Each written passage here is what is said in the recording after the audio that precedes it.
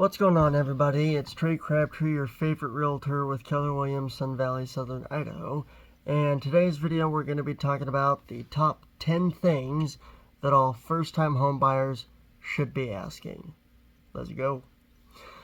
All right, first question coming in at number 1 is how much mortgage can I afford? Which is probably the first most important question all first-time homeowners should ask, because it can help manage your expectations, basically to identify and give you an idea of how much everything will cost.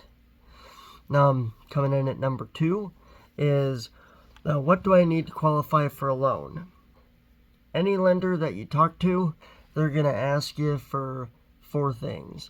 Number 1 being your employment history. You're going to want 2 years of taxes from one job that you've been able to hold down for at least 2 years or more, or one job in the same industry. And number 2 is your credit score.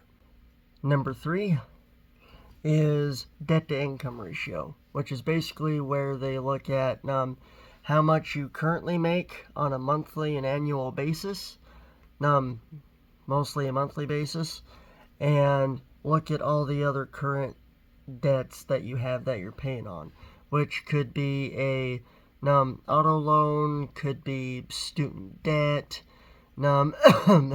could be other credit cards and stuff you're trying to pay off, just other stuff like that that needs to be paid off that's not going to go away.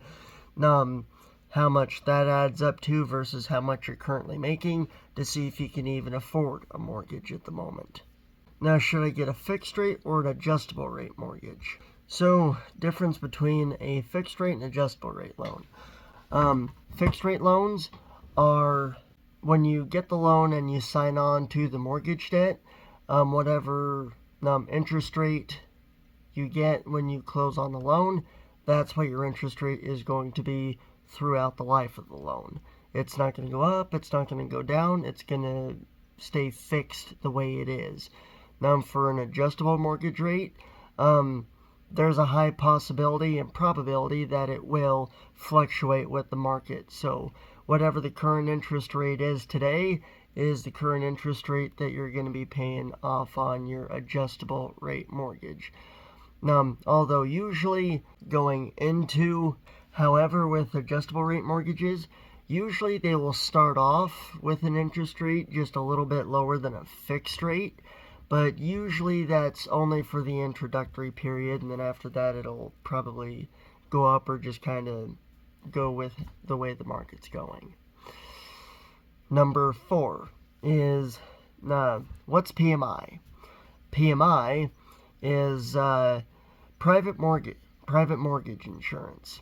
So pretty much when you go through and go up to a lender and tell them what you're wanting, what you plan on putting down for a down payment and stuff like that, because pretty much all banks and all lenders would prefer it if you can put at least 20% down or more, although most first-time home buyers don't have enough saved up to be able to put 20% down on a mortgage payment, so which is the reason why there's other loan programs out there such as FHA loans and other loan programs that are out there that do not require a 20% down payment do tack on the PMI.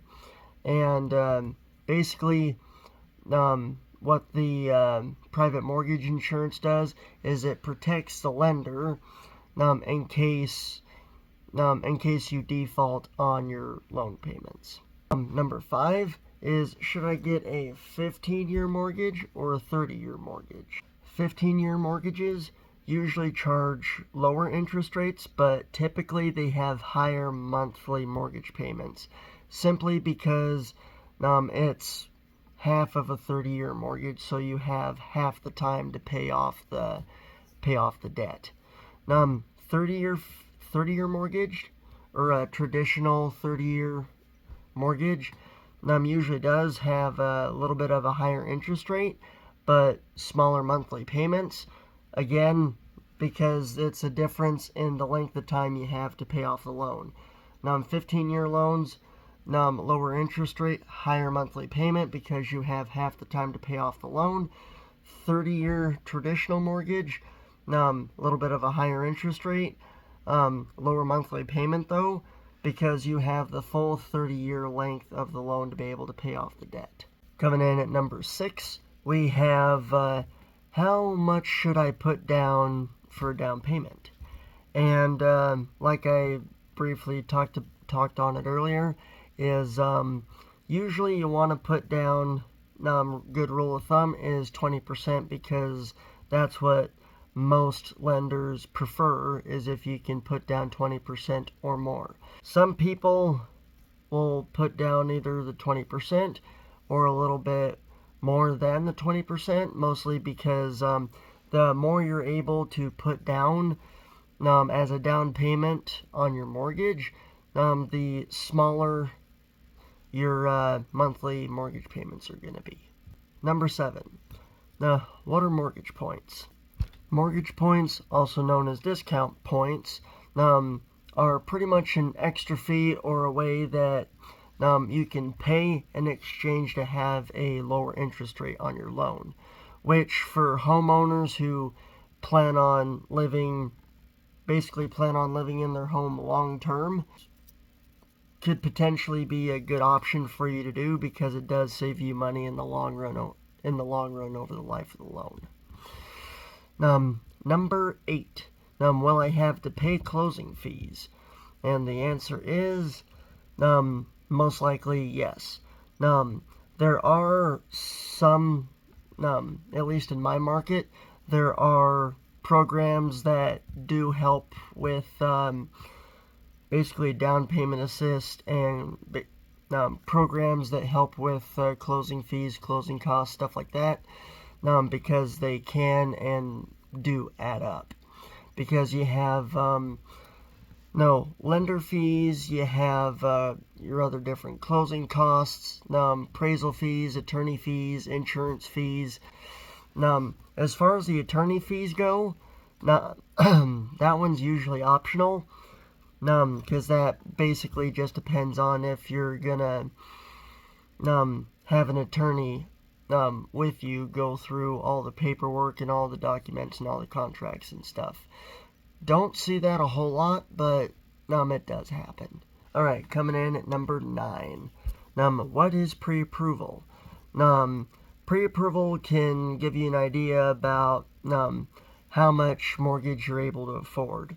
So basically, when you go in to the loan officer and you say, hey, I want to get pre-approved for a mortgage, and you give them your 2 years of taxes, they check your credit and they do all that stuff. Usually, after they get finished underwriting everything, they'll give you a ballpark estimate on how much you can afford with how much you make in your debt and your current debt to income ratio. And sometimes the pre-approval process can be done sometimes over the phone or even over email. Finally, at number 10, we got what is refinancing and when should I do it? Most banks won't allow you to do any refinancing on your property until you've owned the property for at least a year. And pretty much what refinancing is, basically renegotiating a new mortgage with a lower interest rate, which is beneficial for you as the homeowner, because it allows you to have lower monthly payments. Another way you can do it is you can also do what's known as a cash out refinance. So basically the same thing as renegotiating into a new lower interest rate loan on your property, but also being able to take cash out of the property and either using that to upgrade the home or invest into an investment property. and I can make another video going more in depth and detail about investment properties. So there you have it. That was the top 10 questions all first-time home buyers should be asking. Hope this helped. If you have any questions, go ahead and let me know. All my contact info is in the description. My name's Trey Crabtree. I'm your favorite realtor with Keller Williams, Sun Valley, Southern Idaho. And I'll see you guys in the next video.